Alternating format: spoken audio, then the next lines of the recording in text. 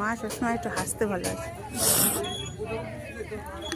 এই যে বাবা, এই যে বাবা, এই যে বাবা, হ্যাঁ হ্যাঁ আচ্ছা আচ্ছা বাবা।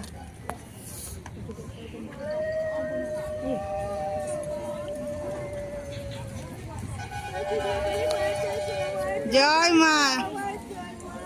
শোনো মা, তোমার আজকে খুব সুন্দর লাগছে, খুব সুন্দর লাগছে।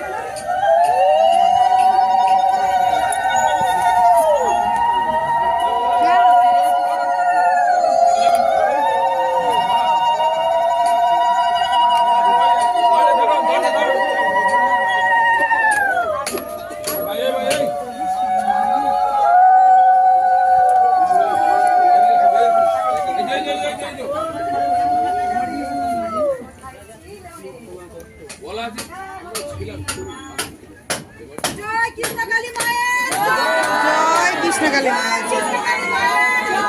জয়, জয় কৃষ্ণ।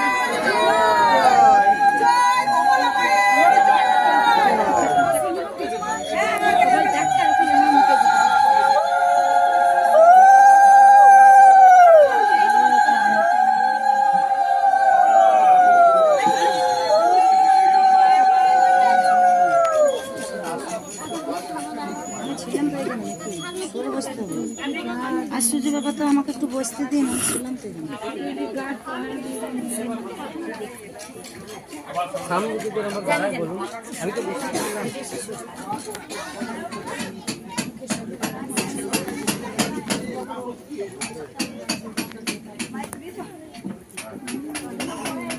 কিছু কথা বলি একটু।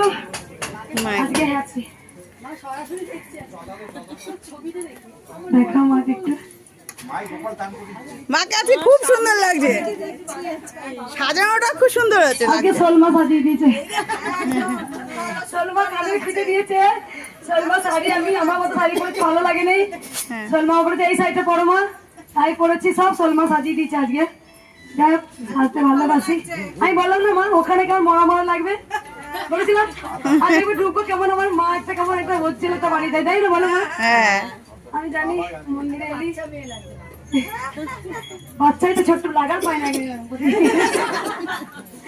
বাচ্চা ভেবো না, যা জ্বালানো জ্বালাই না মহাদেবকে। 1,000 টাকা তুমি বিয়ে করছিলে না,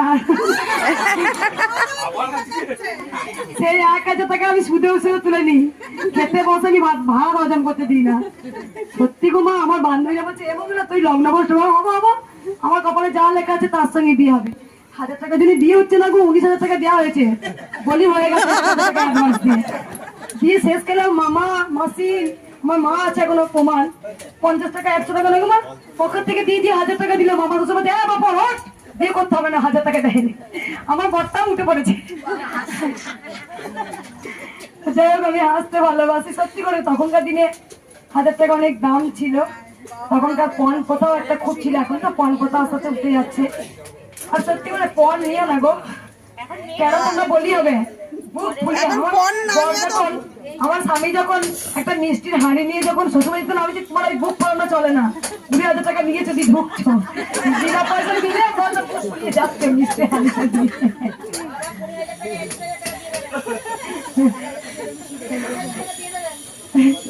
তখনকার দিনে 20,000 টাকা মানে সবারই গহনা, 4,000 টাকা 5,000 টাকা ভরি, 5 4 20, 4 5 ভরি গহনা, আবার দান। যাই হোক, ব্যাপার সাহায্য। আমি এত মানে জ্বালাই, মাকে জ্বালিয়েছি, বিশেষ করে কি চঞ্চল আমি ছিলাম, প্রচন্ড চঞ্চল। এখন আমি খুব চঞ্চল, তাই মাকে বলছি ও মা, ওর জামাই মাকে বলছে যে আপনি তো 16 বছর লালন পালন করেছেন, আমি 22 বছর দেখে নিলাম। মাকে বলছে সত্যি, আমি বলে এই করবো এই করি না, এই বলবো এই করি না। যাই হোক, আমার এই চঞ্চলতা দুষ্টুমির মধ্যেও কিন্তু মাকে ভালোবেসেছি, এটা প্রথমত। দ্বিতীয়ত কথা কি, এই যে তোমরা সব নিয়ম কানুন মানো তো, যে মা এটা একটু হয়ে যাবে, মা এসো এটা একটু হয়ে যাবে, এরকম করে পুজো করতে হবে, অমনি করে নিয়ম পুজো করতে হবে না। কোন মন্ত্রটি মা সন্তুষ্ট, কোন মন্ত্রে মা সন্তুষ্ট তোমরা জানো?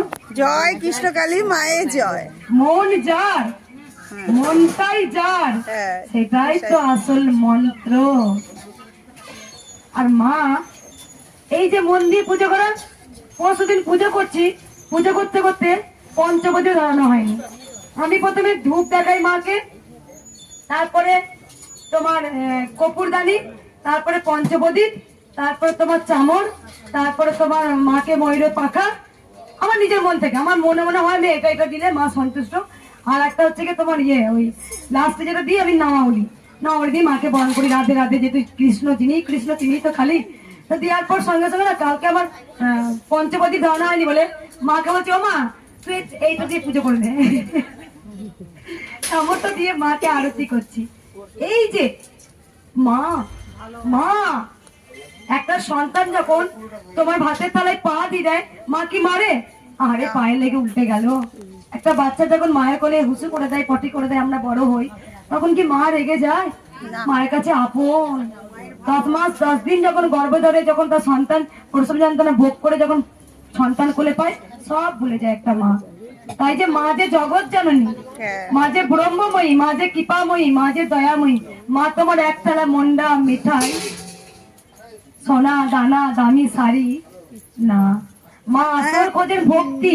এই যে মা আমাদের নিয়ে তো একটা পাচ্ছি না, তাই যখন আমি প্রথম মাকে পুজো করতাম, মাকে বলতাম, মা আমি তো মন্ত্র জানি না মা, তুমি যে আমার ঘরে এলে ছোট্ট বাচ্চা রূপে কৃষ্ণকালী নাম নিলে, তা আমি তো মন্ত্র জানি না মা, কোন মন্ত্র দিয়ে তোমায় পুজিব, কোন মন্ত্র দিয়ে তোমায় আমি মাগো পুজিব, মাঝে আমায় বলে দিল তোর হাতে যা দিবি তাতে আমি সন্তুষ্ট হয়ে যাব। তার মানে মা ভক্তি নেয়, মা ভক্তি নেয়, মা এটাই তো লীলা।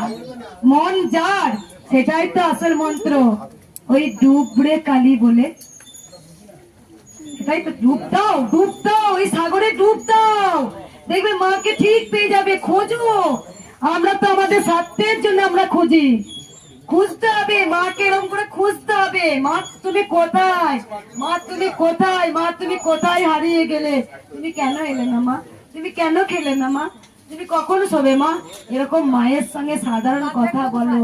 তাই আমি ফল কাটতে কাটতে আমার যখন খুব খিদে পেত, মা যেন আমায় বলতো তুই খা, তুই না খেলে কি আমি খেতে পারি, তাই ফল কেটেছি, একদিকে নিজে খেয়েছি, মাকে খাইছি। এখনো কোন কে কি বলবি না বলবি সেটা মায়ের, আমি কোনোদিন ভাবি না, আর কিছু বলবো না, পুজো করি। তাই এই কথাটা বলার একটা কারণ হচ্ছে, দুষ্টু মিষ্টির মধ্যে, চঞ্চলতার মধ্যে নিজেকে মায়ের চরণে সঁপে দাও। এর মতো আনন্দ পৃথিবীতে কিচ্ছু নেই, বুঝতে পেরেছো? এর মতো পৃথিবীতে আনন্দ কিচ্ছু নেই। আমি ভক্তদের বারবার বলি, এই যে সকল ভক্তরা এসছেন, আমার এক একটা ভক্ত খুব সুন্দর উত্তর দেন। যখন যারা ভিডিও করেন ভক্তদের জিজ্ঞাসা করেন, আচ্ছা আপনি কি পেয়েছেন, কৃষ্ণকালী মায়ের কাছে এসছেন, এত ভিড়ের মধ্যে দাঁড়িয়ে আছেন, তখন ভক্ত অ্যান্সার দেয়, পাবো বলে কি মায়ের কাছে আসতে হয়, নাহলে কি মায়ের কাছে আসতে নেই। মায়ের তো তীর্থস্থান, গেলেও তো একটা মনটা শান্তি হয়।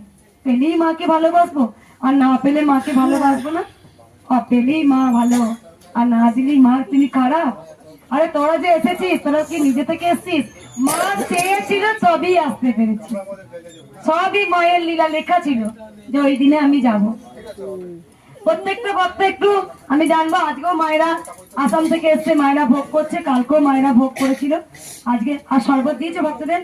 যদি আরো শরবত লাগে ঘরে বাতাস আছে দিয়ে যাও, আর ভক্তদের দাও। আর কোনো ভক্ত উপকার পেয়েছো মায়ের কাছে? পেয়েছো মা? একটু এগিয়ে এসে শুনি। মা একবার বলবেন আপনার পেটা বলুন কোনটা মা? পেটরা বলা